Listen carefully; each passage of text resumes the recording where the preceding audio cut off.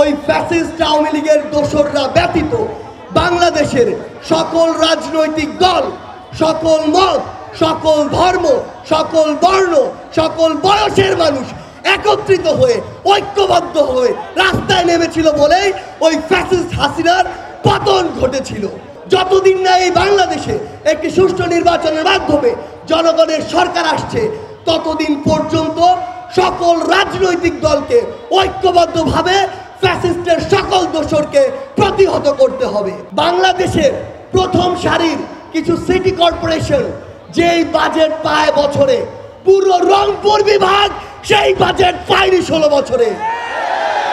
এই দেশে যে সিস্টেমগুলো ভিতরে ক্যান্সার তৈরি হয়েছে, এই ক্যান্সারটি যত দ্রুত সম্ভব আমাদের নির্মূল করে জনগণের ভোটের মাধ্যমে একটি নির্বাচিত সরকারে যেতে হবে। আমাদের ধৈর্য ধরে এই অন্তর্বর্তীকালীন সরকারকে সহযোগিতা করতে হবে।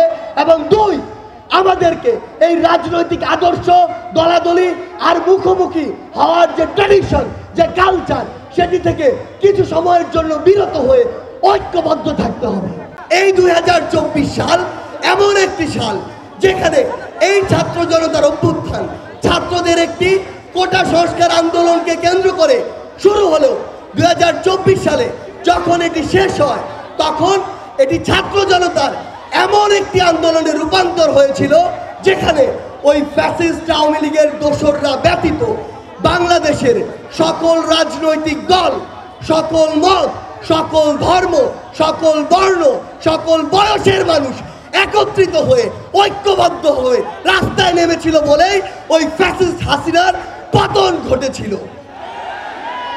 আমাদের মনে রাখতে হবে, ফ্যাসিস্ট হাসিনা সহ তার কিছু দোসর হয়তো দেশ ছেড়ে পালিয়েছে, তার কিছু দোসর হয়তো জেলে রয়েছে, কিন্তু তিনি এই বিগত 16 বছরে তার যত দোসর তৈরি করেছে সেগুলো মোকাবেলা করার জন্য এখন সবচেয়ে যে গুরুত্বপূর্ণ বিষয় সেটি হচ্ছে এই 24-এর অভ্যুত্থানে আমরা যেমন আমাদের রাজনৈতিক যে দল, রাজনৈতিক যে আদর্শ, সেগুলোকে এক পাশে রেখে কাঁধে কাঁধ মিলিয়ে ওই রাজপথে নেমেছিলাম, একইভাবে ওই ফ্যাসিস্টদের দোসরদেরকে প্রতিহত করার জন্য International Standard University, New Dimensions in Education. যতদিন না এই বাংলাদেশে একটি সুষ্ঠু নির্বাচনের মাধ্যমে জনগণের সরকার আসছে, ততদিন পর্যন্ত সকল রাজনৈতিক দলকে ঐক্যবদ্ধভাবে ফ্যাসিস্টের সকল দোসরকে প্রতিহত করতে হবে। এই যে আন্দোলন, এই আন্দোলন একটি সরকারি বিশ্ববিদ্যালয় থেকে শুরু হলেও এই আন্দোলন কোনোদিন শুধু একটি বিশ্ববিদ্যালয়ের আন্দোলন ছিল না। এই আন্দোলন যেদিন আমি ঢাকা বিশ্ববিদ্যালয় থেকে, আমিও আমার ভাই বোনেরা আমাদেরকে বাধ্য করে বের করে দেওয়া হয়, সেদিন আমরা ভাবছিলাম এই আন্দোলন মনে হয় শেষ হয়ে গিয়েছে, শেষ হয়ে যাচ্ছে।